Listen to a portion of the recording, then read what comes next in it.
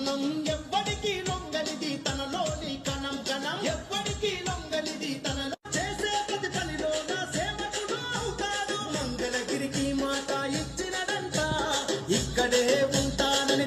ఆనాడు ఆంధ్ర రాష్ట్ర విభజన ఆంధ్రులు కోరింది కాదు. 62 సంవత్సరాలు మనందరం కష్టపడి చెమటోర్చి తెలంగాణతో కలిసికట్టుగా హైదరాబాద్ని అభివృద్ధి చేసుకున్నాం. పరిశ్రమలు కానీ, పెట్టుబడులు కానీ, ఎడ్యుకేషనల్ సంస్థలు కానీ అన్నీ హైదరాబాద్ చుట్టూ కేంద్రంగా వచ్చినాయి.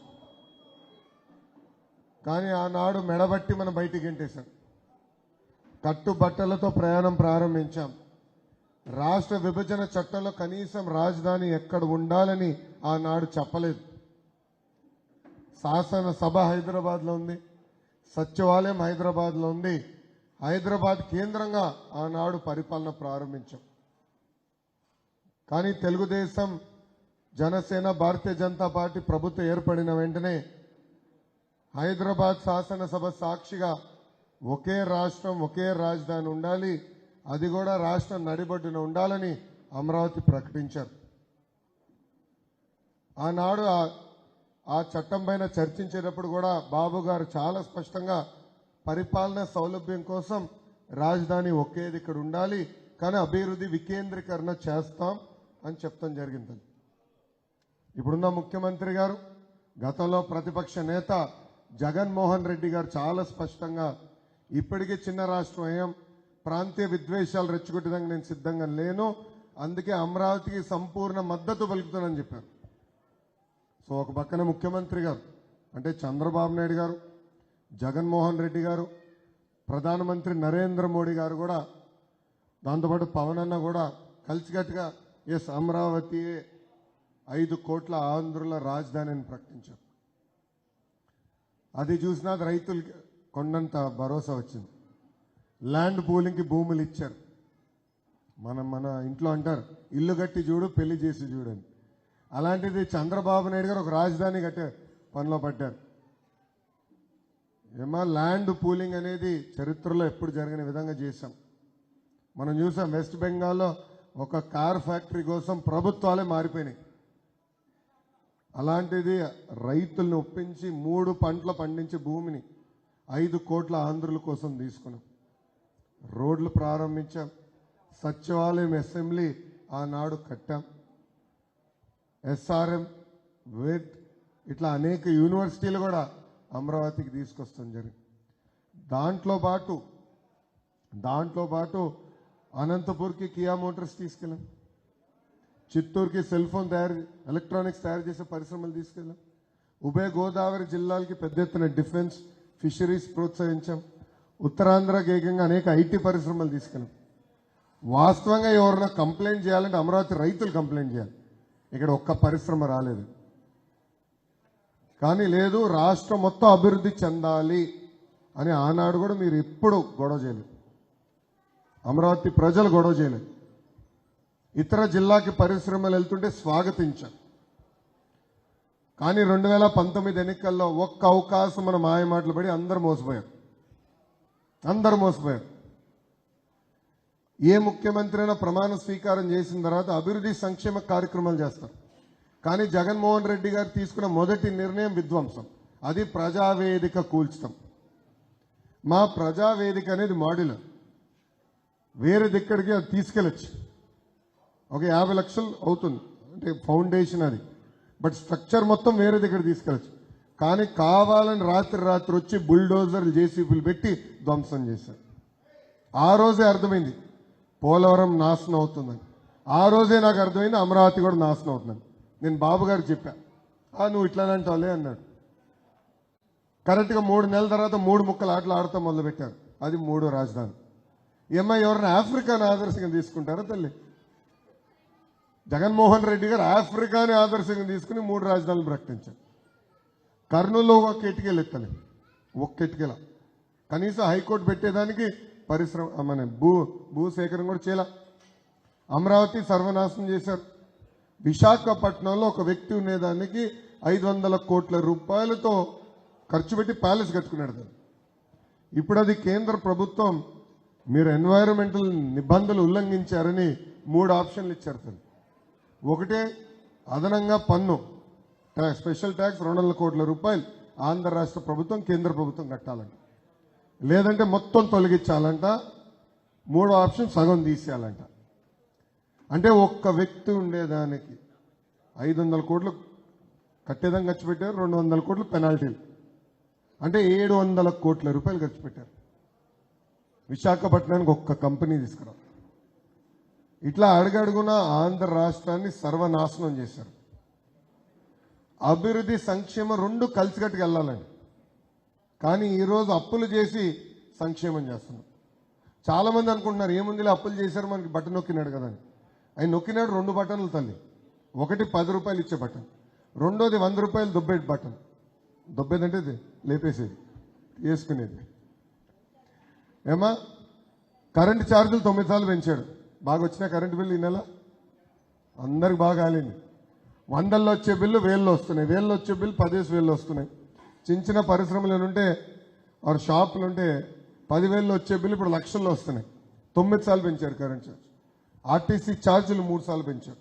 పెట్రోల్ డీజిల్ గ్యాస్ పైన అదనపు పన్నేస్తున్నారు. ఇంకో పక్కన క్వార్టర్ బాటిల్ ధర కూడా పెంచారు. అన్నీ పెంచారు. దానివల్ల ఈరోజు మధ్య తరగతి కుటుంబాలే కాదు నిరుపేద కుటుంబాలు కూడా చాలా ఇబ్బందులు పడుతున్నారు. అందుకే పవన్ అన్న చంద్రబాబు గారు కలిసి బాబు సూపర్ 6 హామీలు ఇచ్చారు. దాంట్లో మీ అందరి దృష్టి తీసుకొచ్చేది మొదటి హామీ, అది తెలుగుదేశం జనసేన భారతీయ జనతా పార్టీ ప్రభుత్వం ఏర్పడిన 5 సంవత్సరాల్లో 20 లక్షల ఉద్యోగాలు కల్పిస్తాం. 20 lakh జాబ్స్ సింగిల్ ఎజెండాతో మేము పనిచేస్తాం. ఇయే కంపడుతున్నాయి. లేదంటే రోజుకొక కేసు. నా పైన కూడా 24 కేసులు పెట్టారు తల్లి. మొన్నటి వరకు 22 అనుకున్నా. మళ్ళీ అఫిడవిట్లు వేయాలని ఆర్టీ వేస్తే ఉచితంగా 2 కేసులు ఎక్స్ట్రా ఉన్నాయి నా పైన. 24 కేసులు వేశారు ఈ 5 సంవత్సరాలు. అటెంప్ట్ మర్డర్ కేసు పెట్టారు నా పైన, ఎస్సీ ఎస్టీ కేసు పెట్టారు నా పైన. మనం కూడా చూసాం బాబు గారిని ఎట్లా ఇబ్బంది పెట్టారు.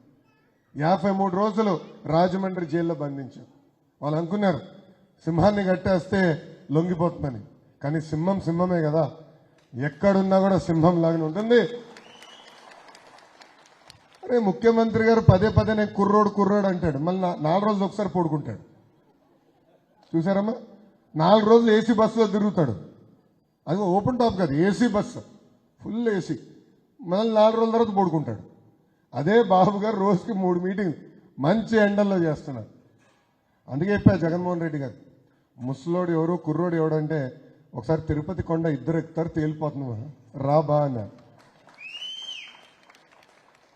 బాబు గారు వయసులో పెద్దనే ఉండొచ్చు కానీ హార్ట్లో యంగ్స్టర్, అహర్నిశలు ప్రజల గురించి ఆలోచించే వ్యక్తి. స్కిల్ డెవలప్మెంట్ కానీ, ఫైబర్ గ్రిడ్ కానీ, రాజధాని కానీ అనేక అభివృద్ధి కార్యక్రమాలు అమలు చేశారు.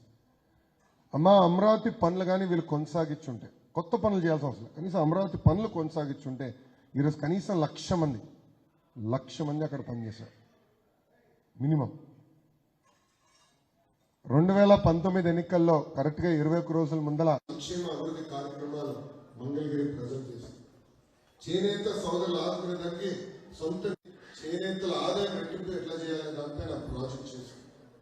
మన పిల్లలు పనిచేయడానికి ప్రతిపక్ష పార్టీ అభ్యర్థులు ఉంటూ నేను ఎంత కష్టపడ్డానంటే రేపు అధికారంలోకి వచ్చిన తర్వాత ఎంత కష్టపడతాను ఒక్కసారి. అమ్మ దేశం అంతా గుజరాత్ మాట్లాడుతున్నాను, నేను వైనాట్ మంగళగిరి మాట్లాడుతున్నాను. అభివృద్ధి సంక్షేమంలో అన్ని రంగాల్లో మంగళగిరి నంబర్ 1లో ఉండాలి. భారతదేశం అందరూ మంగళగిరి వైపు చూసే విధంగా మంగళగిరి మోడల్ తీసుకొచ్చే బాధ్యత నాది.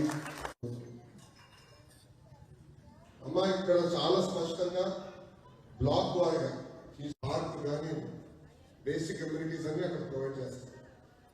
ట్రైల్స్ అన్ని ఏర్పాటు చేసే మంచి అవకాశం.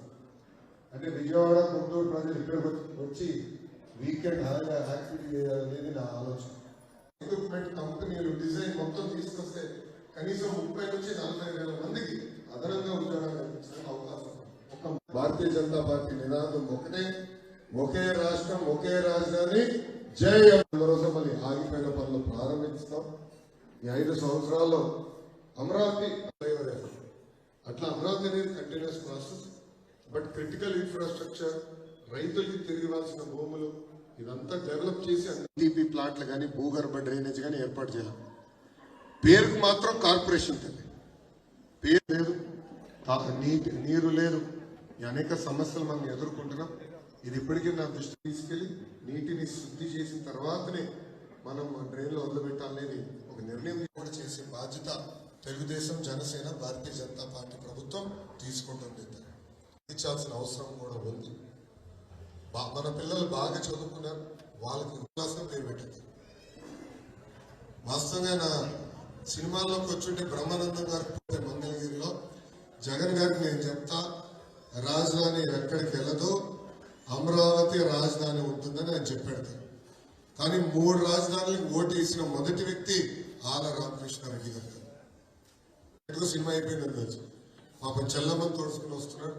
దయచేసి ఆయన వైకాపా నాయకులు కానీ చివరిగా మిమ్మల్ని అందరినీ కోరేది ఒకటి, మీరు మీ ఫోన్లో ఉన్న ప్రజలు ఫోన్ చేయండి, ప్రజల్లో చైతన్యం తీసుకురండి. ఎందుకు తెలుగుదేశం పార్టీని, తెలుగుదేశం జనసేన పార్టీని ఈ సభాముఖం మిమ్మల్ని అందరినీ కోరుకుంటూ ఇప్పుడు ఈ ముఖాముఖి కార్యక్రమం ప్రారంభించాల్సిందిగా పెద్ద మిసెస్ కూడా చేశారు సార్. యాక్చువల్గా నిన్న బాబు గారు వాలంటరీ వ్యవస్థని మేము ప్రోత్సహిస్తాము, 10,000 రూపాయలు జీతం ఇస్తామని అనౌన్స్మెంట్ చేశారు. వాళ్ళు ఏం చేస్తున్నారు, ఇది ఎప్పుడు 2000 సంవత్సరంలో ఎస్టాబ్లిష్ అయింది గోపాలమిత్ర పథకం అనేది. ఇప్పుడు క్రొలాప్స్ తీసుకొచ్చారు, ఇంటికి పంపించేసే మార్గం చూస్తున్నారు. దీన్ని మీరు నెక్స్ట్ గవర్నమెంట్ రాగానే బతికించమని కోరుతున్నాం సార్. అన్న, పాడి పరిశ్రమని పెద్ద ఎత్తున ప్రోత్సహించిన వ్యక్తి చంద్రబాబు నాయుడు గారు. Yes sir.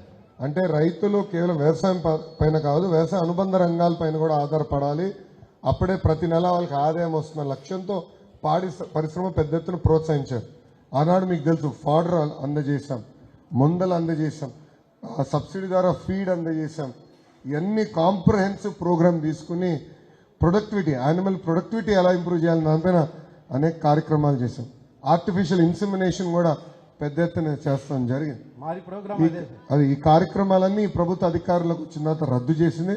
అన్న ఓపిక పట్టండి, 2 నెలలు మళ్ళీ మన ప్రభుత్వం వస్తుంది, తప్పనిసరిగా మన గోపాల మిత్రకి పూర్వ వైభవం తీసుకొచ్చే బాధ్యత మేము తీసుకుంటాం.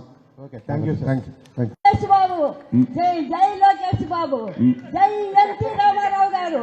ఎన్టీ రామారావు గారు స్థాపించిన ఈ తెలుగుదేశం, ఈ తెలుగుదేశం జన్మలకి మీ మనవడు కూడా చెప్పండి.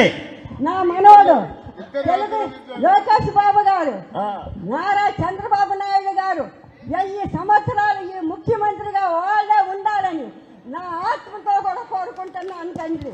మీరే ఉండాలి. జై తెలుగుదేశం, జై తెలుగుదేశం, జై చంద్రబాబు నాయుడు. ఇది విద్యుత్ రంగం మీద సరైన సంస్కరణలు తీసుకురావాల్సిందిగా కోరుతున్నాం సార్. ఈ సంవత్సరం దాదాపు 5 సంవత్సరాల్లో 8 సార్లు 9 సార్లు విద్యుత్ ధరలు పెంచారు. అది ట్రూ అప్ ఛార్జెస్ మీద, అది ఎవరికీ తెలియదు. అది ఒకటి. ప్లస్ ఇంకొకటి, మన అంతర్జాతీయ ఎయిర్పోర్టు ఇక్కడి నుంచి మీ మిడిల్ ఈస్ట్కి పెట్టుకుంటే, అంతగతం మీరు సింగపూర్ నడిపారు ఎయిర్ గ్యాప్ ఫండింగ్ సిస్టమ్స్ కింద. అట్లాగా నడిపితే మన స్టేట్ కూడా అభివృద్ధి చెందుతుందని అనుకుంటున్నాను sir. Especially Dubai, Doha, Bahrain 3 కంట్రీస్కి బాగుంటుందని చెప్పేసి నా ఉద్దేశం సార్. అట్లాగే మీరు ఇందాక చెప్పారు, మా రోడ్లో ఇప్పుడు దాదాపు 400 అపార్ట్మెంట్ ఫ్లాట్లు ఉన్నాయి.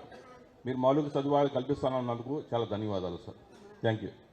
ప్రధానంగా మీరు అన్నట్టు కరెంటు ఛార్జీలు, గతంలో రెన్యూవబుల్ ఎనర్జీ పెద్ద ఎత్తున ప్రోత్సహించి, సోలార్ విండ్ని ప్రోత్సహించి కరెంటు ఛార్జీలు తగ్గించే దిశగా మనం పనిచేశాం.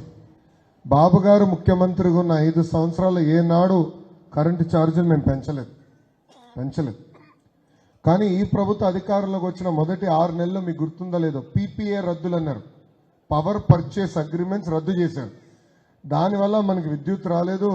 మళ్ళీ వీళ్ళు వెళ్ళి మార్కెట్లో 10 రూపాయలు యూనిట్ కొని ఇప్పుడు ఆ భారం మన నెత్తి మీద వస్తారు. బాబు గారికి విద్యుత్ సబ్జెక్ట్ తెలిసినంత బాగా ఎవరు తెలియదు. మనకు వదిలేసి బాబు గారికి వదిలేయండి. తప్పనిసరిగా మన ప్రభుత్వ అధికారులకు వచ్చి 5 సంవత్సరాలు కరెంటు ఛార్జీలు మేము పెంచుతాం కాదు కదా, అసలు కరెంటు ఛార్జీలు తగ్గించే బాధ్యత మేము తీసుకుంటాం. అది ఆ దిశగా మేము పనిచేస్తాం. మొదటిది. రెండోది ఎయిర్పోర్ట్ విషయం. మీ అందరూ తెలుసు, బాబు గారు అమరావతికి వచ్చే ముందర విజయవాడ ఎయిర్పోర్ట్ రేకుల షెడ్ అండి.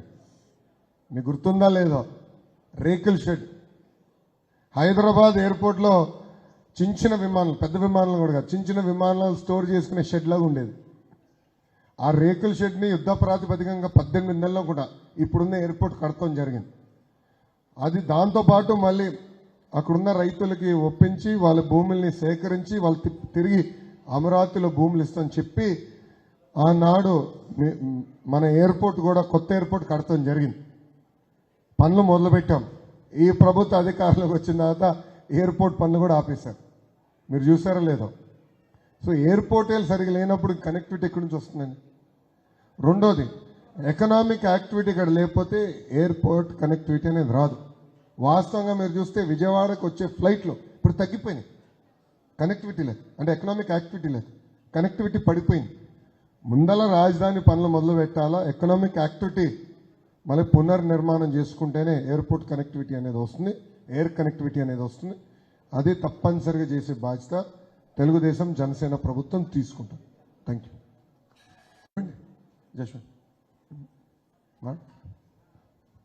కుటుంబ సభ్యులు నిన్నంతా నేను బాబు గారితోనే ఉన్నాను. ఉగాది సంబరాల్లో హుదూద్ వచ్చినప్పుడు వైజాగ్ని వారం రోజుల పాటు బాబు గారు బస్సులో ఉండి దాన్ని మళ్ళీ ఒక తీరు తీసుకొచ్చాకే యువతలకు వచ్చారు. అంటే అంత కష్టపడ్డారు. అది మనసులో పెట్టుకొని అమరావతిలో ఒక బైక్ వేసుకొని ఒక కుర్రాడు వెళ్ళిపోవచ్చండి, అంతంత పైప్ లైన్లు కింద పెట్టారు. భూగర్భ జలాలు అంటే ఎంత వర్షం పడినా కూడా చుక్క నీళ్లు బయటికి రాకుండా కేబుల్ వర్క్ అంతా కూడా. ఇది 3 రాజధానులు అన్న కాడి నుంచి రైతులను చాలా బాధపడుతున్నాము. మేము పొలం ఇచ్చిన రైతులు నేను ఇంతవరకు మాకు కౌళ్ళు కూడా వేయలేదండి. ఒంగోని కొబ్బరికాయ కొట్టలేని ముఖ్యమంత్రిని ఇతను అసలు నేను 5 సంవత్సరాల నుంచి నమ్మట్లేదండి ఇతను సీఎం అంటే. మరి ఎందుకు అతన్ని గెలిపించుకున్నారో పిచ్చి ప్రజలకు తెలియాలి. ఇప్పుడన్నా మనం విజ్ఞతతో ఆలోచిస్తే బాగుంటుంది అనుకుంటున్నాను. బాబు గారు రాకపోతే చాలా కుటుంబాల్లో చాలా ఘోరాలు జరుగుతాయండి. అందరూ అప్పులు ఊబులో కూరుకుపోయి ఉన్నారు. వచ్చి అభివృద్ధి ఉంటే ఏదో అనుకుంటారు కానీ అమరావతి ఒకటని, ఇది అభివృద్ధి చెందితే చుట్టూ మొత్తం అన్ని అభివృద్ధి అవుతాయి అని తెలుసుకోవాలి. ఇక్కడ ధరలు పెరిగితే అన్ని చోట్ల ధరలు పెరుగుతాయి. అభివృద్ధి అనేది ఇప్పుడు మనం సెంటర్లో ఉన్నాం, అది తెలుసుకోకుండా అమరావతి అని అట్లా రకరకాల నాటకాలు ఆడారు. బాబు గారు మీటింగ్ చెప్తుంటే టీవీల ముందు కూర్చున్న వాళ్ళం, మనం వెళ్ళిన వాళ్ళం కూడా కాసేపు కూర్చుంటాం. ఆయన నిన్న మాతో ఇది ఇక్కడండి స్టేట్ ఆఫీస్లో నుంచోనే మాట్లాడారండి. మేమందరం కూర్చొని విన్నాం కానీ అసలు అక్కడ కొంచెం మంది ఉన్నా కూడా ఆయన కూర్చోలేదు. అలా నిలబడి ఎంతసేపు అయినా చెప్పగల సమర్థత ఉన్న మా అన్నగారు చల్లని చంద్రుడు ఎప్పుడు చల్లగా ఉండాలి. టీడీపీ ప్రభుత్వం అధికారంలోకి వస్తేనే అందరు బతుకులు బాగుంటాయి, జీవితాలు బాగుంటాయి. జై లోకేష్, మేము మిమ్మల్ని గెలిపించుకున్న దాకా నిరంతరం తిరుగుతానే ఉంటామండి. నేను ఒక బీటెక్ స్టూడెంట్ అన్న. మొన్న పామరెల్లి బటన్ నొక్కి వచ్చాడు ముఖ్యమంత్రి గారు. ఏమో సగం మందికి కూడా పడలేదు ఇంకా ఫీజు రియంబర్స్మెంట్. కొంతమందికి పడి ఇప్పుడేమో ఎలక్షన్ కోడ్ వచ్చింది, ఫీజు రియంబర్స్మెంట్ పడవు అంటున్నారు. మన ప్రభుత్వం వచ్చిన తర్వాత ఇవన్నీ ఎట్లా సెటిల్ చేస్తారు అంటే ఇప్పుడేమో అకౌంట్స్కి వేస్తున్నారు. మన పాలసీ ఏమో డైరెక్ట్గా కాలేజెస్కి పే చేయటం అని మీరు చెప్పారు కదా ఆల్రెడీ. ఇప్పుడేమో అకౌంట్స్కి వేస్తున్నారు. కొంతమందికి పడి ఒక 20 విద్యా దీవెన, వసతి దీవెన పనికిమాల ప్రోగ్రామ్. గతంలో ప్రభుత్వం డైరెక్ట్గా కాలేజ్ అకౌంట్లో డబ్బులు జమ చేసేది. మీకు ఎలాంటి ఇబ్బంది లేకుండా మీరు వెళ్ళి చదివేవారు, హాల్ టికెట్ వచ్చేది, దాని తర్వాత మార్క్ లిస్ట్ వచ్చేది. అలాంటిది ఈ ప్రభుత్వ అధికారంలోకి వచ్చిన తర్వాత ఈ కొత్త పనికిమాల ప్రోగ్రామ్స్ తీసుకొచ్చి మేము ఇబ్బంది పెడుతున్నారు.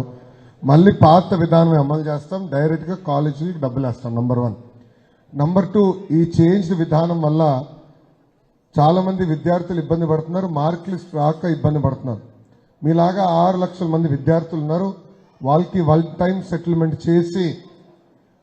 సెటిల్మెంట్ చేసి డబ్బులు వాళ్ళ అకౌంట్లో, కాలేజ్ అకౌంట్లో వేసి వాళ్ళ మార్క్ లిస్ట్ అందజేసే బాధ్యత మేము తీసుకుంటాం. ఓకేమా? Thank you. 6 అడుగుల అందగాడు గుంటూరు పార్లమెంట్, మీరండి, గుంటూరు పార్లమెంట్ తెలుగుదేశం జనసేన భారతీయ జనతా పార్టీ అభ్యర్థి పెమ్మసాని చంద్రశేఖర్ గారిని వేదిక మీద రావాల్సిందిగా కోరుతున్నాను.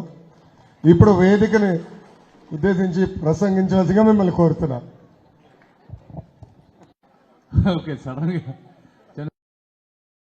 మీరు నిన్న జగన్మోహన్ రెడ్డి గారు మాట్లాడుతా చంద్రబాబు నాయుడు గారు చెప్పినటువంటి 1-2 పథకాలు చెప్పమంటా ఉన్నారు.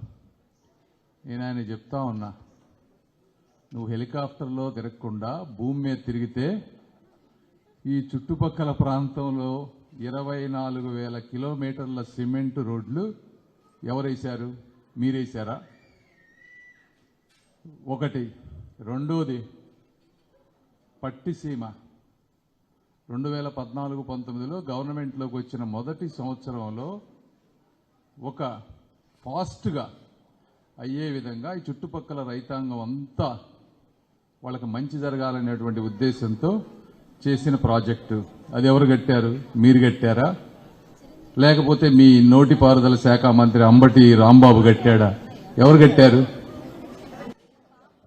కాబట్టి అంటే ఎంత రాక్షస వికృత రాజకీయం అంటే మీరు చూస్తూ ఉంటే ఇప్పుడు సిద్ధం బస్సులని మొత్తం ఆయన తిరిగే సభకి బస్సులన్నీ తీసుకెళ్లిపోతున్నారు. కామన్ మ్యాను లేదా వీళ్ళకి అసలు బస్సులే లేవు ఈ రోజున. మండు టెండలు, వాళ్ళందరూ పాపం బస్సులు లేక ఇబ్బంది పడేటువంటి పరిస్థితి.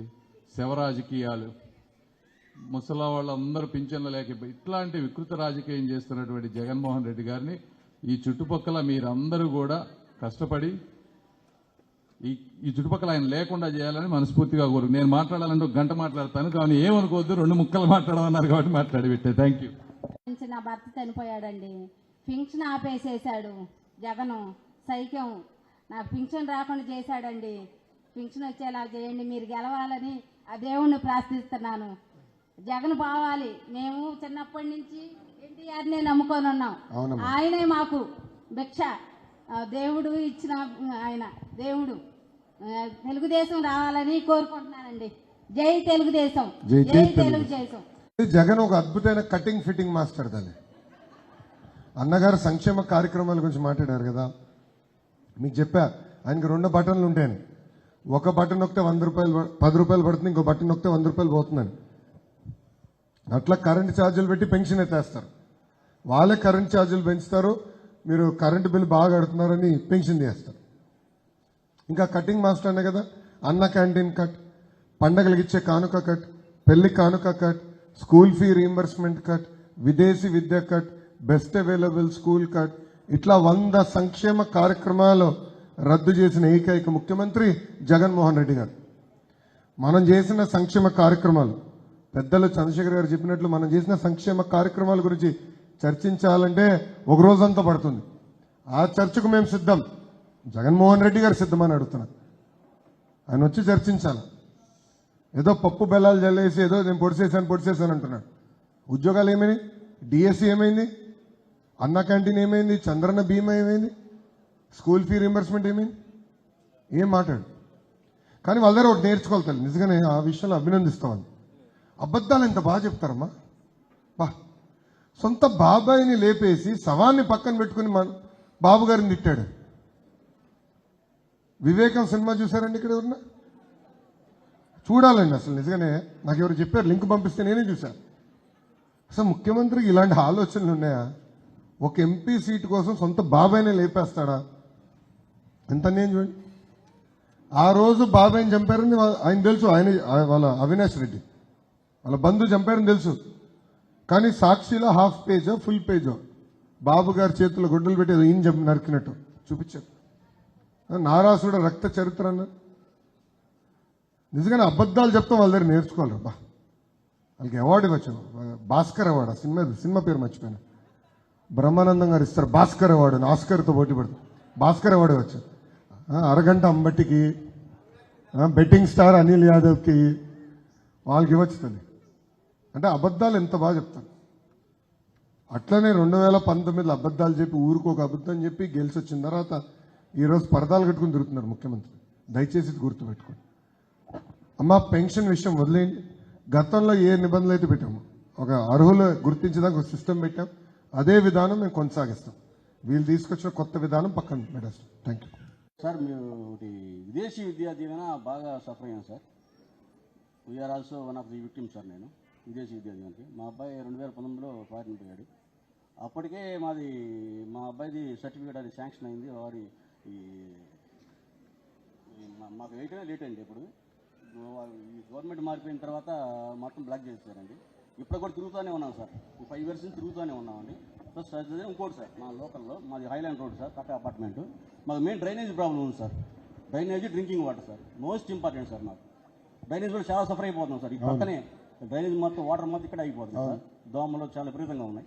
అది కొంచెం చేస్తే సరిపోతుంది. విదేశీ విద్యా దీవెన కొంచెం బాగా క్లారిఫై చేయండి సార్ మీరు. విదేశీ విద్య అనేది పవిత్రమైన ఆలోచనతో పెట్టారు చంద్రబాబు నాయుడు గారు. అంటే ఒకరు విదేశాలకు వెళ్ళి బాగా చదువుకుంటే అతను చూసి ఇంకో 10 మంది వెళ్తారు, బాగా చదువుకుంటారు, మళ్ళీ తిరిగి వస్తారు, సమాజానికి ప్రయోజకులుగా మారుతారని పవిత్రమైన ఆలోచనతో తీసుకొచ్చిన కార్యక్రమం. కానీ జగన్మోహన్ రెడ్డి గారు ముఖ్యమంత్రి అయిన తర్వాత ఆ కార్యక్రమాన్ని చంపేశారు. జగన్మోహన్ రెడ్డి గారికి 2 కూతురున్నారు, వాళ్ళిద్దరు మటుకు విదేశాల్లో చదవచ్చు. కానీ నిరుపేద కుటుంబాలకి చెందిన పిల్లలు విదేశాల్లో చదువుకోకూడదండి. ఇది చాలా అన్యాయం. పడుకోబెట్టిన విదేశీ విద్య కార్యక్రమాన్ని పునర్నిర్మాణం చేస్తాం, మళ్ళీ అమలు చేసే బాధ్యత తెలుగుదేశం, జనసేన, భారతీయ జనతా పార్టీ ప్రభుత్వం తీసుకుంటుంది. అపార్ట్మెంట్ వాసులందరికీ నమస్కారం. మాది ప్రకాశం జిల్లా ఇంకొల్లు. మా అమ్మమ్మ గారి పేరు కరణం రాంతులసమ్మ. మొట్టమొదటిసారిగా మీ తాతగారు ఎన్టీ రామారావు గారు మీ నాన్నగారు జైల్లో ఉన్నప్పుడు పెట్టినప్పుడు మేము 53 రోజులు సరిగ్గా తినలేదండి. ఈ కంటి కింద వలయాలు, ప్రతి నిమిషం టీవీ చూస్తా ఎంత బాధపడ్డాము, ఎంత మానసిక వేదనకు గురయ్యాము. మీరు ఇప్పుడు నిప్పై వాళ్ళకి కంటి మీద నిద్ర లేకుండా చేస్తున్నారు. కణిక మీరు ఒక నిప్పు కణికగా మీరు అలా ఉద్భవించారు. వాళ్ళకి ఎంత అంటే అసలు ఎంత లోకేష్ గారైనా ఇలా తయారైందని వాళ్ళకి మీరు వస్తుంటేనే హడల్ దడమంటుందండి. ఈ ప్రపంచం ఇలా సాగిపోయి బ్రహ్మాండమైన మెజారిటీతో తెలుగుదేశం ప్రతి ఊర్లో కూడా జెండాలు రెపరెపరాడాలని నా ఆకాంక్ష, నా ఆవేదన, నా ఉగ్ర ఆక్రోశం స్టేటస్ లో పెడతానండి. నాకు ఏదన్నా రోజాది కానీ అది ఇది చూసినప్పుడు నాది ఆపుకోలేక నేను స్టేటస్ లో పెడతా. ఇదిగా ఏడన్నా పెడితే తీసుకెళ్లి జైల్లో పెడతారేమో, అదొక ఇదన్నా. నా ఫ్రెండ్స్ అంటారు ఒక్కొక్కళ్ళు, పద్మ వాళ్ళు వీళ్ళందరూ ఇట్లా పెడతారు అంటే బాగా పెట్టావు రాజీ గారు అని ఇట్లా సింబల్ పెడతారు. గట్టిగా మాట్లాడితే ఏ జైలుకు, మంగళగిరి జైలుకి తీసుకెళ్తాడని నాకు భయం అండి. అందుకే నా ఉక్రోషం అంత స్టేటస్ లో నేను వెళ్ళబుచ్చేదాన్ని అండి. జై తెలుగుదేశం, జై తెలుగుదేశం. అంటే వాట్సాప్ లో స్టేటస్ పెట్టాలన్నా, మెసేజ్ ఫార్వర్డ్ చేయాలన్నా, ట్విట్టర్ లో ట్వీట్ పెట్టాలన్నా భయపడే పరిస్థితికి అందరం వచ్చాం. గతంలో ఎప్పుడు ఇలాంటి పరిస్థితి లేదు, తెలియదు, మొదటిసారి చూస్తున్నాం. రెండోది మీరు అన్నారు బాబు గారిని అరెస్ట్ గురించి. మా జనగా అవినీతి పరుని అరెస్ట్ చేస్తే ప్రతిరోజు వాళ్ళు చేసిన కుంభకోణం కొత్తది బయటపడుతుంది. కానీ బాబు గారిని అరెస్ట్ చేసిన మరుక్షణం నుంచి ఆయన చేసిన మంచి పనులు బయటపడినాయి. దాదాపు 100 పైగా దేశాల్లో, మన దేశంలో కూడా అన్ని పట్టణాల్లో పెద్ద ఎత్తున ప్రజలు రోడ్డు పైకి వచ్చి స్వచ్ఛందంగా బాబు గారికి అండగా నిలబడ్డారు. అదే మా కుటుంబానికి కొండంత బలం తల్లి. ఒక దశలో బ్రహ్మని అడిగింది, ఈ రాజకీయాలు మనకు అవసరమా? నీతి నిజాయితీగా మనం బతికాం, ఏనాడు తప్పు చేయలేదు, ఈరోజు జైలుకి తీసుకెళ్తున్నారు, అవసరమా అని బ్రహ్మని నాతో ఒకసారి అడిగింది. అదే రోజు హైదరాబాద్లో గ్రాటిట్యూడ్ కాన్సర్ట్ అని ఐటీ ప్రొఫెషనల్స్ అందరూ ఆ రోజు క్రికెట్ మ్యాచ్ జరుగుతుంటే కూడా కాదని 45,000 మంది స్వచ్ఛందంగా వాళ్ళే స్టేడియం బుక్ చేసుకుని వాళ్ళే వచ్చి బాబు గారికి ఎప్పుడైతే అండగా నిలబడ్డారో మా కుటుంబం మొత్తం ఆనాడు నిర్ణయం తీసుకున్నాం, జీవితాంతం ప్రజలకి మేము సేవ చేస్తాం. సో మీరు ఆ రోజు ప్రతి వారానికి ఒక ప్రోగ్రాం పిలిపించేవాళ్ళం. అంటే గంట మోగించండి కానీ, లేదంటే కళ్ళకు కట్టుకుని మీరు నిరసన తెలపండి కానీ, లేదంటే క్యాండిల్ పట్టుకోండి అని మేము పిలిపించాలం. అప్పుడు మీరందరూ వచ్చి స్వచ్ఛందంగా చేశారు. అది మా కొండంత బలంతో. బాబు గారు 53 రోజులు రాజమండ్రి జైల్లో బంధించిన ఆ విజువల్స్ చూసి మేము ఎప్పుడు కలిసినా ఆయనకి అన్నీ చెప్తే అందుకే ధైర్యంగా ఆయన నిలబడ్డాడు. అందుకే బయటకు కూడా వచ్చినప్పుడు సింహంలాగా వచ్చాడు. వేటాడు జింకని వేటాడే సింహంలాగా వచ్చాడు తల్లి. ఆ జింక ఎవరో అర్థమైంది కదా. థ్యాంక్ యూ బాబు అన్న. సార్ అంటే నేను పలికాను. Thank you. Good morning. I'm Kalanvitha. నేను ఎస్ఆర్ఎం యూనివర్సిటీలో చదువుతున్నా.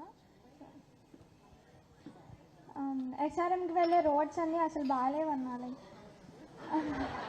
అన్ఈవెన్ రోడ్స్ ఉన్నాయి, చాలా పాట్ హోల్స్ ఉన్నాయి, చాలా కష్టం ఉంది. అండ్ ఎంట్రన్స్లో రైల్వే లెవెల్ క్రాసింగ్ ఉంది. అక్కడ అంటే ఫ్రీక్వెంట్గా రోడ్ ట్రాక్ క్లోజ్ చేస్తున్నారు. సో వ్యాన్స్ అన్నీ ఆగిపోవడం, ఎక్కువ హెవీ ట్రాఫిక్ ఉంటుంది. సో అండర్ గ్రౌండ్ రోడ్ ఏమన్నా వేస్తే it will be more convincing. రేపు రాసుకుంటారమ్మా. బట్ రోడ్స్, ఎస్ఆర్ఎం రోడ్స్ వచ్చేగల ఇంటర్నల్ రోడ్స్ ఉన్నాయి, గ్రామాల నుంచి వెళ్ళే రోడ్స్ అన్ని పునర్నిర్మాణం చేయాలి, మొత్తం పోయినాయి. బట్ మెయిన్ ట్రంక్ ఇన్ఫ్రాస్ట్రక్చర్ కూడా పూర్తి చేయాల్సిన అవసరం ఉంది. తప్పనిసరిగా అది మొదటి సంవత్సరంలో will finish. Okay ma'am, thank you. Near by Mangalagiri చాలా యూనివర్సిటీస్ కాలేజెస్ ఉన్నాయి కదన్న. సో మంగళగిరి స్టేషన్లో అంటే ఎక్స్ప్రెస్ ట్రైన్స్ హాల్ టైమ్ అని ఇస్తే స్టూడెంట్స్కి ఈజీ ఉంటుంది, కన్వీనియంట్. అది కూడా ఎంపీ గారి సబ్జెక్ట్. Thank you. అమ్మ మీరు చెప్పింది వాస్తవం. నేను యాక్చువల్గా నంబూరు వెళ్ళాను నిన్న నైట్. పొన్నూరు నంబూరులోకి వెళ్తా ఉంటే రోడ్లు చాలా ఘోరంగా ఉన్నాయి. వాళ్ళు చెప్తా ఉన్నారు, ఆ రోడ్ల మీద నుంచి వస్తా మీ విట్ ప్రొఫెసర్ ఒకరు పడి చనిపోయారంట. అంటే చూడండి ఎంతటి దుర్మార్గం. ఒక ప్రొఫెసర్, టీచింగ్ చేసేటువంటి ప్రొఫెసర్ మన అసమర్థత వల్ల కనీసం గుంతలు, రోడ్డు అయిపోయావు, గుంతలు కూడా పూడ్చుకోలేనటువంటి పరిస్థితుల్లో ఒక మనిషి చనిపోయాడు అంటే మనం ఎలాంటి ప్రభుత్వంలో ఉన్నామో చూడండి. మీరందరూ ఆలోచించాలి. ఇది సరే, ట్రాఫిక్ అవి రైల్వే అని తప్పనిసరిగా మాకు సాధ్యమైనంత వరకు మేము చేస్తాం, అందులో డౌటే లేదు. కానీ ఇవన్నీ మీరు ఆలోచించాలి. రేపు మీ ఇళ్లలో మీ పిల్లవాడు కావచ్చు, మీ కూతురు కావచ్చు, ఎవరో ఒకరు కూడా ఎప్పుడు మనకి రాదు అని అనుకోవద్దు. అనుకోకుండా ప్రతి ఒక్కళ్ళు చైతన్యవంతులై చేయాల్సినటువంటి పరిస్థితి. కాబట్టి తప్పకుండా చేస్తామమ్మా, అన్ని తప్పకుండా. మాకు తెలుసు ఆ బాధలు ఎలా ఉంటాయి. గంజాయి గురించి ఎవరు మాట్లాడలే ఈరోజు. తల్లి ఈరోజు ఏనా నేను మంగళగిరి కేంద్రంగా నడుస్తుందండి గంజాయి. మీరు చూస్తే ఏకంగా తాడేపల్లి పట్టణంలో పెద్ద ఎత్తున గంజాయి దొరుకుతుంది. గంజాయి మొత్తులో పిల్లలు కూడా అక్కడ మహిళలపైన అసభ్యంగా ప్రవర్తిస్తున్నారు. అంతేకాకుండా ఎవరైనా స్కూటర్ బయట పెడితే తగలబెడుతున్నారు. తల్లి, ముఖ్యమంత్రి గారి ఇంటిది పక్కనే గ్యాంగ్ రేప్ కూడా గతంలో జరిగింది తల్లి, మీ అందరూ తెలుసు. ఇప్పటికీ ఆ నిందితులపైన సరైన కేసు కూడా ఈ ప్రభుత్వం పెట్టలేదు. అమ్మా, నేను మంగళగిరిలో అనేక రచ్చబండ కార్యక్రమాలు పెట్టుకున్నప్పుడు గంజాయి పైన మహిళలు పెద్ద ఎత్తున మాట్లాడారు. మన ప్రభుత్వ అధికారులకు వచ్చిన మొదటి 100 రోజుల్లో గంజాయికి ఫుల్ స్టాప్ పెట్టే బాధ్యత వ్యక్తిగతంగా నేను తీసుకుంటా. ఎందుకంటే గంజాయి వల్ల ఒక తరం నాశనం అవుతుంది. అలాంటి పరిస్థితి చూస్తున్నది. అమ్మ, ఈరోజు చాలా ఇష్యూల పైన చర్చించాం. ఇప్పుడు ఇవన్నీ చేయాలంటే మీరేం చేయాలి తల్లి? గట్టిగా చెప్పమ్మా. ఓటు వేయాలి. మీకు 2 ఓట్లు ఉంటాయి. మొదటి ఓటు ఎంపీ అభ్యర్థికి, రెండో ఓటు ఎమ్మెల్యేకి. ఈ 2 ఓట్లు తెలుగుదేశం, జనసేన, భారతీయ జనతా పార్టీ బలపరిచిన పెమ్మసాని చంద్రశేఖర్ గారికి, ఎమ్మెల్యేగా మీ లోకేష్కి, అంటే సైకిల్ గుర్తుకి మీ 2 ఓట్లేసి గెలిపించాలని ఈ సభాముఖంగా నేను కోరుతున్నా. 350 ఓట్లతో ఓడిపోయాను. దాని పక్కన ఒక 0 పెట్టాలి. అంటే 53,500 ఓట్ల మెజారిటీతో నన్ను గెలిపించి శాసనసభకు పంపించాలని ఈ సభాముఖంగా కోరుతున్నా. అమ్మా, బాబు గారి ఓటు ఇక్కడనే, పవన్ అన్న ఓటు కూడా మంగళగిరిలోనే. 2 ఓట్లు మంగళగిరిలోనే. రేపు ఇద్దరితో దెబ్బలాడి నిధులు తీసుకురావాలి కదా, పనులు చేయాలి కదా. అది చేయాలంటే మీరు నాకు ఎంత ఎక్కువ మెజారిటీ ఇస్తే అంత కొండంత బలం. తప్పనిసరిగా వాళ్ళతో దెబ్బలాడతా, పోరాడతా, నిధులు తీసుకొచ్చి ఒక మంగళగిరి మోడల్ అనేది మొత్తం దేశానికి చూపించే బాధ్యత నేను తీసుకుంటానని ఈ సభాముఖంగా మీ అందరు తెలుపుకుంటూ, నాకు ఇంత అద్భుతమైన అవకాశం ఇచ్చిన మీ అందరికీ పేరున హృదయపూర్వక ధన్యవాదాలు తెలుపుకుంటూ మీ అందరి నుంచి సెలవు తీసుకుంటాం. జై జనసేన, జై హింద్.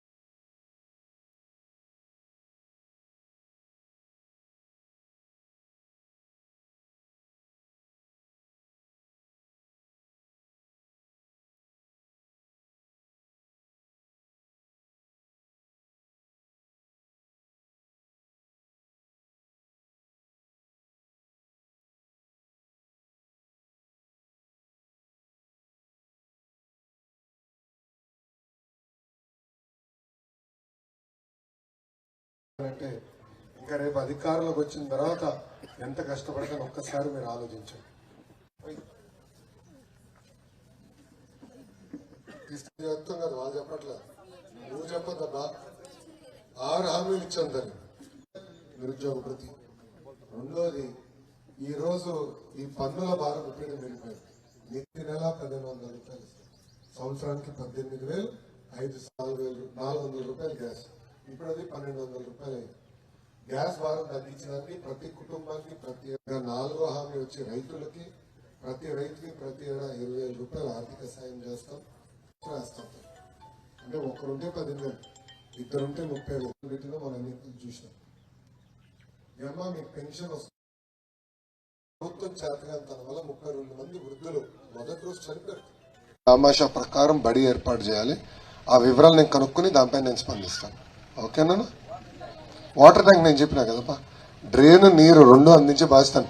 కృష్ణమ్మ నుంచి నీరు తీసుకొస్తాం, నీటిని శుద్ధి చేసి ట్యాంక్ పైన ఎక్కించి ఆ నీరు పైప్ లైన్ ద్వారా ప్రతి గడపకి అందజేసే బాధ్యత మేము తీసుకుంటాం. ఓకేనమ్మా? ఇది చాలా స్పష్టంగా నేను చెప్తున్నాను. నేను అమ్మ, దేశంలో గుజరాత్ మోడల్ అని వింటాం కదా, అంటే అక్కడ బాగా చేశారు. ఎందుకు మంగళగిరి ఒక మోడల్గా ఉండకూడదు? దేశానికి ఆదర్శంగా ఎందుకు ఉండకూడదు ఈ నియోజకవర్గం అనేది నా లక్ష్యం. అందుకే పనిచేస్తూ ప్రతిపక్షంలో ఇంత చేశానంటే రేపు అధికారంలోకి వచ్చిన ఎంత చేస్తానో ఆలోచించాను. 6 నిమిషాలు కష్టపడతా. ఈరోజు తెలుగుదేశం, జనసేన, భారతీయ జనతా పార్టీ ఎంపీ అభ్యర్థిగా పెమ్మసాని చంద్రశేఖర్ గారు కూడా మీ ముందర ఉన్నారు. యువకుడు, ఉత్సాహవంతుడు. తల్లి 2014లో నర్సరావుపేట ఎంపీగా పోటీ చేసానికి వచ్చారు. కొన్ని కారణాల వల్ల ఆనాడు టికెట్ ఇవ్వలేకపోయారు. అయినా కూడా ఆయన వెళ్ళి మళ్ళీ కంపెనీలు స్థాపించి అద్భుతంగా సక్సెస్ అయ్యి వచ్చాడు. మళ్ళీ ప్రత్యక్ష రాజకీయాలకు రావాలన్నారు. ఆయన చెప్పా, ఎందుకన్నా మీకు ఇది ఎండలు, ఈ దుమ్ముదులు ఎందుకంటే, లేదు గుంటూరు పార్లమెంట్ ని అభివృద్ధి చేసినాక వచ్చానని ఆయన చెప్పారు. బాగా కష్టపడుతున్నారు. సో ఎంపీగా అయినా, ఎమ్మెల్యేగా నేనుంటే డబుల్ ఇంజిన్, రైలు బండికి డబుల్ ఇంజిన్ ఉంటే ఏమో స్పీడ్గా పరిగెడుతుంది కదా, అలా డబుల్ ఇంజిన్ గా పనిచేస్తూ ఇద్దరం కుర్రోలం, ఉత్సాహవంతులం, నియోజకవర్గం అభివృద్ధి చేసినాక వచ్చాం. సో కేంద్ర ప్రభుత్వానికి సంబంధించిన ఇష్యూలు ఏమున్నా కూడా అన్నగారు ఉంటారు మనకు అండగా. ఇంకా రాష్ట్రంకి వచ్చగల నాకు వదిలేయండి, అది నా బాధ్యత. ఇద్దరిని అంటే మీకు 2 ఓట్లు ఉంటాయమ్మా. మొదటి ఓటు ఎంపీ గారికి, 2వ ఓటు ఎమ్మెల్యే అభ్యర్థికి. మీ 2 ఓట్లు సైకిల్ గుర్తుకు ఓటేసి అన్నని నన్ను గెలిపించాలని ఈ సభాముఖం మిమ్మల్ని అందరినీ నేను కోరుకుంటూ సెలవు తీసుకుంటాను. అందరికి నమస్కారం. నేను మాట్లాడతాను. చంద్రశేఖర్ కిందకి తిరిగి చూస్తే ఎవరేశారు తెలుసా మీకు? ఎవరేశారు? ఆయన పంచాయతీరాజ్ శాఖ మంత్రిగా ఉన్నప్పుడు ప్రతి గ్రామంలో ఈ రాష్ట్రంలో 24,000 కిలోమీటర్లు కులమతాలకు అతీతంగా వాళ్ళు ఏ పార్టీకి ఓటేశారని చూడకుండా ఇలాంటి సిమెంట్ రోడ్లు వేశారు. జగన్మోహన్ రెడ్డి గారు ఏం చేస్తున్నారు? ఈ వ్యక్తులు మా పార్టీకి సంబంధించిన వాళ్ళు కాకపోతే వాళ్ళకి పెన్షన్లు ఇస్తారు, వాళ్ళ ప్రాంతానికి రోడ్లు ఉండవు. ఇట్లాంటి ఒక ఏదంటే దుర్మార్గపు రాజకీయం చేస్తా ఉన్నారు. ఇవి వేసినప్పుడు చంద్రబాబు గారు గాని, లోకేష్ గారు గాని, తెలుగుదేశం పార్టీ గాని వ్యక్తిగతంగా ఆలోచించలేదు. అంటే జగన్మోహన్ రెడ్డి గారు ఏంటంటే ఒక 5,000, 3,000 ఒక వ్యక్తిగత ప్రయోజనం చేస్తే అది నాకు ఓటు వస్తుంది, రోడ్లు వేస్తేనో, నీళ్లు వేస్తేనో, డ్రైనేజ్ ఇస్తేనో వ్యక్తిగతంగా కాదు కదా, ఏదో గవర్నమెంట్ చేసినట్టు ఉంటుంది అనే ఉద్దేశంతో ఆయన ఓట్ల రాజకీయానికి తెరలేపారు. అలా తెలుగుదేశం పార్టీ కూడా ఆలోచిస్తే మీరు తిరగటానికి రోడ్లుండవు, తాగటానికి నీళ్లుండవు, గాలి పీల్చడానికి గాలి కూడా ఉండదు. కాబట్టి తెలుగుదేశం పార్టీ మౌలిక సదుపాయాలపై దృష్టి పెట్టింది రాష్ట్రం విడిపోయిన మొదటి 5 సంవత్సరాలు. ఇప్పుడు మౌలిక సదుపాయాలు కొన్ని ఉన్నాయి, ఇంకా మళ్ళీ మనకు కొన్ని రోడ్లు కావాలి, వాటర్, క్లీన్ వాటర్ కావాలి, డ్రైనేజ్ కావాలి. వీటన్నిటితో పాటు సంక్షేమ పథకాలు కూడా అభివృద్ధి చేసి క్యాపిటల్ ప్రాంతంలో ఆదాయం పెంచి అవన్నీ చేస్తాం.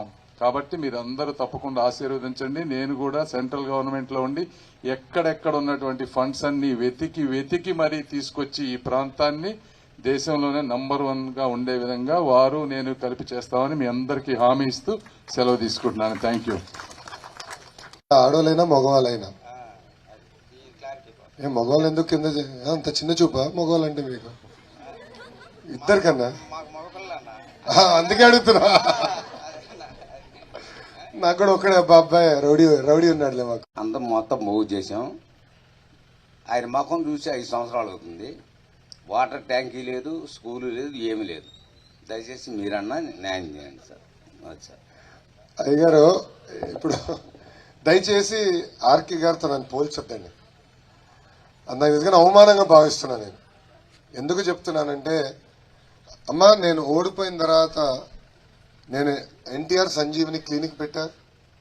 ఆరోగ్య ఎవరికైనా ఇబ్బంది ఉందంటే డాక్టర్ అమ్మ ఉంది, మందులు ఉచితంగా ఇస్తున్నాం. పెళ్లి జరిగితే పెళ్లి కానుక, చనిపోతే మట్టి ఖర్చుల డబ్బులు, నీళ్ళు లేకపోతే వాటర్ ట్యాంకర్ పెట్టి నీళ్ళు అందించాం. అంటే ప్రతిపక్షంలో ఉంటే నేను ఎంత చిత్తశుద్ధితో పనిచేశాను. ఇప్పుడు రాజకీయాల్లో ఓటమి గెలుపు సహజమే, కానీ ప్రజలకు సేవ చేయాలని మనసు ఉండాలి నాయకుడికి. నా అదృష్టం ఏంటంటే నేను సేవ చేసినాక వచ్చా. పని చేస్తాం మొదలు పెడితే 10 మంది వచ్చానా, ఇది బాగా చేస్తాం, ఇంకా చేద్దాం, మేము ఇట్లా సహాయపడతాం అని చెప్తున్నా. అదృష్టం దేవుడు నాకు కల్పించాడు. అందుకే లోకేష్ ఒక్కడే చేశాడు అన్నట్లు. ఈ 29 సంక్షేమ అభివృద్ధి కార్యక్రమాలు నేను చేయగలుగుతానంటే నాకున్న శ్రేయోభిలాషులు అందరూ కలిసికట్టుకు వచ్చారు కనుక నేను చేయగలుగుతున్నా. వేదిక మీద ఉన్న పెద్దలందరూ సహకరించారు కనుక నేను చేయగలుగుతున్నాను. సో ప్రతిపక్షంలో ఉంటూ నేను ఇంత చేశానంటే ఇంకా అధికారులకు వచ్చినా ఎంత చేస్తానో ఆలోచించాను. నంబర్ 1. నెంబర్ 2, ప్రతిపక్ష పార్టీ అభ్యర్థిగా నేను నియోజకవర్గంతో ఒక రౌండ్ కొట్టేశా. ఇది యువగల ముందల. ఇప్పుడు రచ్చబండ ఫార్మాట్లో వెళ్తున్నా. ఇంత కష్టపడ్డానన్న. సో మీకు ఆ సందేహం వద్దండి. ఇప్పుడు 25 సంవత్సరాలు తల్లి, దయచేసి ఒక్కట వినండి అమ్మా. 25 సంవత్సరాలు మీరు 2 కుటుంబాలని గెలిపించారు తల్లి. 15 సంవత్సరాలు మురుగుడు హనుమంతరావు గారి కుటుంబం, 10 సంవత్సరాలు ఆయన ఎమ్మెల్యేగా ఉన్నారు, 10లో 5 సంవత్సరాలు మంత్రిగా ఉన్నారు. దాని తర్వాత కాండ్రు కమల గారు 5 సంవత్సరాలు తల్లి. ఇప్పుడు ఆల రామకృష్ణారెడ్డి గారు 10 సంవత్సరాలు చేశారు. 25 సంవత్సరాలు మీ జీవితంలో మార్పు వచ్చిందా? నేను చేసిన సంక్షేమ కార్యక్రమాలు 10% మన వాళ్ళు చేశారు తల్లి. 25 సంవత్సరాలు మీరు అవకాశం వస్తే. నేను ఓడిపోయా. నేను ఇక్కడ పుట్టలేదు, ఇక్కడ పెరగలేదు తల్లి. కానీ ఎప్పుడైతే నేను ఇక్కడ పోటీ చేశానో మంగళగిరి నా సొంతం చేసుకున్నాను, కష్టపడ్డా. ఇతర నియోజకవర్గాలు ఎక్కడ జరిగిన విధంగా నేను చేశాను తల్లి పనులు ఇక్కడ. సో ముందర పనిచేసాక మనసు ఉండాలని. అది క్షమించండి కానీ ఆల రామకృష్ణారెడ్డి గారికి లేదు. ఆ మనసు ఆయనకి లేదు. ఆయన ఒక అద్భుతమైన నటుడు. అందుకే ముద్దుగా కరకట్ట కమలాసనం పేరు పెట్టాడు. ఎందుకంటే బాగా వస్తాడు, మళ్ళీ ముద్దులు పెడతాడు, ఇది తెల్లి అది తెల్లి అంటాడు, మళ్ళీ వెళ్ళిపోతాడు కంపడు. 2014లో ప్రతిపక్షంలో ఉన్నాను, చెవులో పువ్వు పెట్టాడు. ఇప్పుడు అధికారంలోకి వచ్చింది, అది కంపడే. వాళ్ళ పార్టీ కదా అధికారంలో అన్న. 2 సార్లు మీరు గెలిపించారు, 2వ సారి నా పైన ఆయన గెలిపించారు. ఎంత కష్టపడాలి ఆయన? చిట్కలు వేస్తే పనులు అవ్వాలి కదా ఆయన. మరి ఎందుకు చేయలేదు? ఎందుకు అధికారులు పిలిచి కనీసం పారిశుద్ధ్యం చేయొచ్చు కదా, కొన్ని పనులన్నా చేయొచ్చు కదా. అన్ని తీర్చలేకపోవచ్చు, కొన్నన్నా చేయాలి కదా. లేదు. ఇప్పుడు వచ్చి నేను చేస్తానంటే నన్ను ఎగతాలు చేస్తున్నారు. విచిత్రం అది. నేను ఈ పని చేస్తానంటే అతని వల్ల అవుతుందా అవుదా? మళ్ళీ మీరెందుకు హామీ ఇచ్చారు గతంలో? ఆయన ఇచ్చారు, ఆయన చేయలే కనుక ఆ బాధ్యత నాకు వచ్చింది. దయచేసి గుర్తుపెట్టుకుంటా. మంగళగిరి నియోజకవర్గాన్ని అభివృద్ధి సంక్షేమంలో నంబర్ 1 స్థానంలో పెట్టే బాధ్యత నాది తల్లి. ధైర్యం. కుటుంబాలు, పేద కుటుంబాలు నివసిస్తున్నాయి. మాకందరికి కొన్ని అవసరాల నిమిత్తం మా కాలనీ వాసులకు అంగన్వాడీ స్కూల్ ఒక భవన నిర్మాణం చేపట్టాలి. మా కాలనీ వాసులకు వాటర్ ట్యాంకీ నిర్మించాలి. మా కాలనీ వాసులు రాత్రిపూట 8 గంటలైనా ఆడవారు బస్సు దిగి రావాలంటే స్ట్రీట్ లైన్ లేదు, చాలా ఇబ్బంది పడుతున్నారు. ఊర్లో కాదు, మెయిన్ రూట్, ఊర్లో ఉంది. మెయిన్ రూట్ నుంచి రావడానికి ఇబ్బందికరంగా ఉంది. మెయిన్ రోడ్ నుంచి ఆడవారు రావాలంటే చాలా ఇబ్బంది పడుతున్నారు. అదొకటి. మాకు టీడీపీ గవర్నమెంట్లో కూడా ఈ కాలనీ స్థలాలు ఇచ్చింది టీడీపీ గవర్నమెంట్. వాటికి అన్నిటికీ రిజిస్ట్రేషన్ పట్టాలు నిర్మించాలి. ఇక్కడ కాలనీ వాసులకు శ్మశాన వాటిక చాలా 3 కిలోమీటర్ల దూరం అయింది. వాటికి కూడా ఒక స్థలం కేటాయించమని కోరుతున్నాం. ఇవన్నీ మాకు చేయమని తమ గణతను మిక్కిలిగా వేడుకుంటూ ఈ కరపత్రాన్ని మీకు అందజేస్తున్నాం.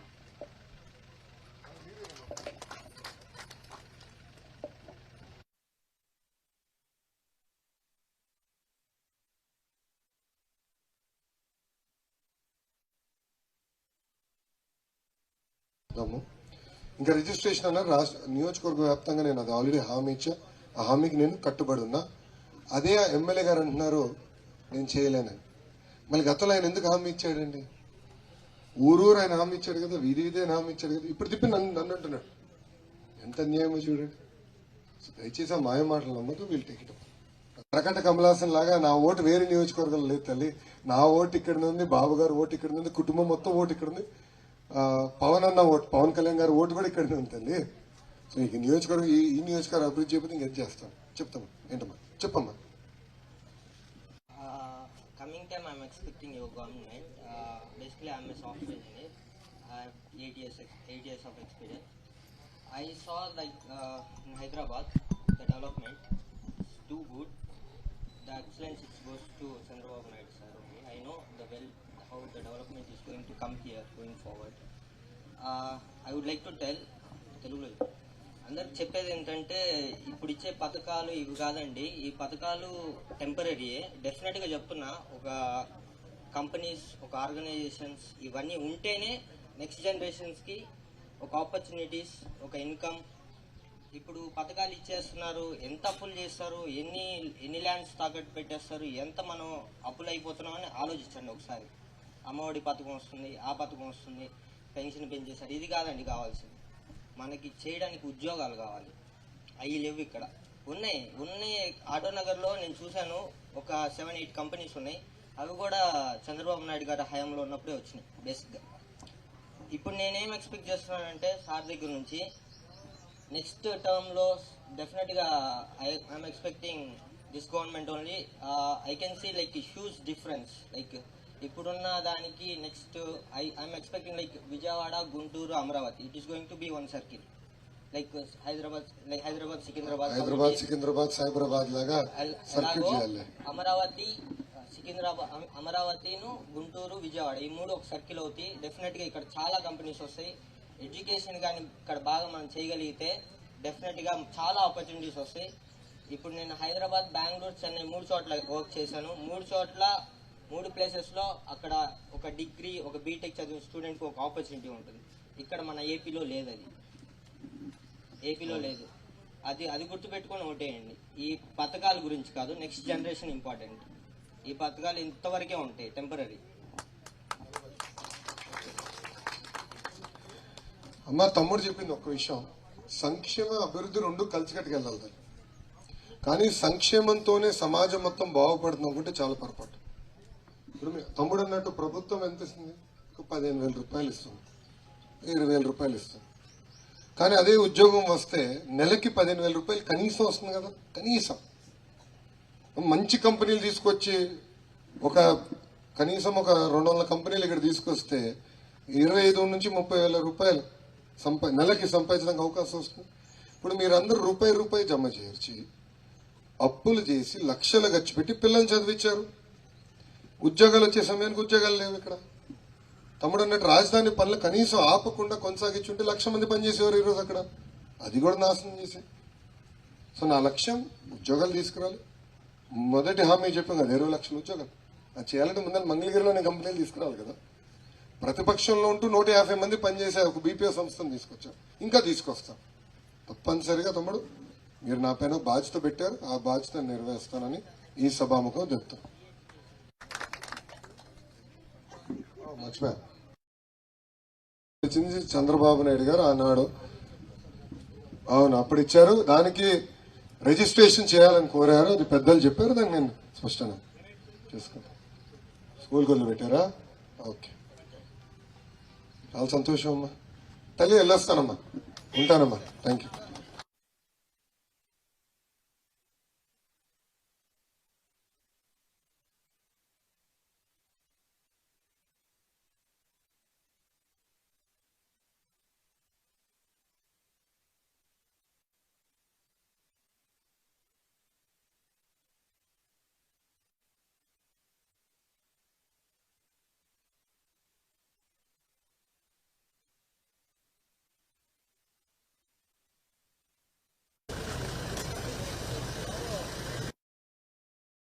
బయట